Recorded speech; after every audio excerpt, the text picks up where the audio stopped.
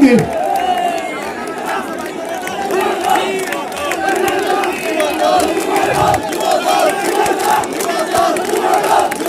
বিসমিল্লাহির রহমানির রহিম। প্রথমেই পরম করুণাময় আল্লাহ তাআলার কাছে হাজার শুকরিয়া আদায় করতে চাই যে আজকে ফ্যাসিস্ট হাসিনা মুক্ত এই বাংলাদেশে এই সংগ্রামী মাটি চট্টগ্রাম,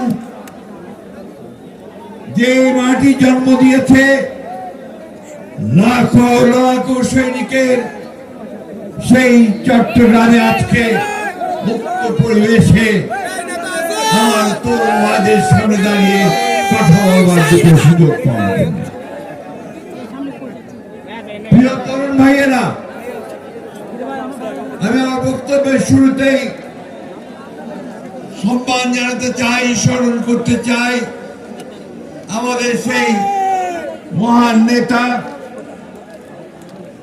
মহান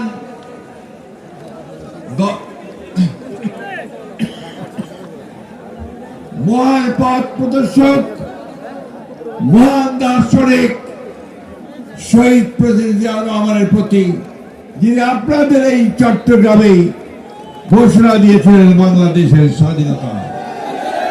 এই জন্য আপনাদেরকে নিশ্চয়ই আমরা আলাদা চোখে দেখি। প্রিয় তরুণ বন্ধুরা, শ্রদ্ধা জানাই। আজকে যেখানে কালো কাপড় পরে বসে আছেন এক ভদ্রলোক, তার নাম আমি জানি না, কিন্তু তার ছেলের নাম আমি জানি, যে ছেলের প্রথম শাহাদাত আমাদেরকে এই ফ্যাসিস্ট হাসিনাকে সরানোর পথকে পরিষ্কার করে দিয়েছিল, সেই ওয়াসিমকে।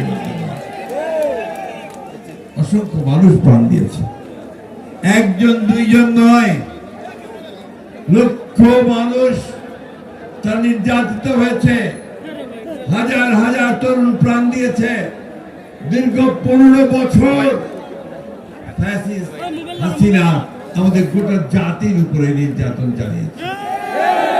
60 লক্ষ মানুষের বিরুদ্ধে মিথ্যা মামলা দিয়েছে, 20,000-এর মতো মানুষকে হত্যা করেছে, 1700 মানুষের উপর মানুষকে গুম করে দিয়েছে।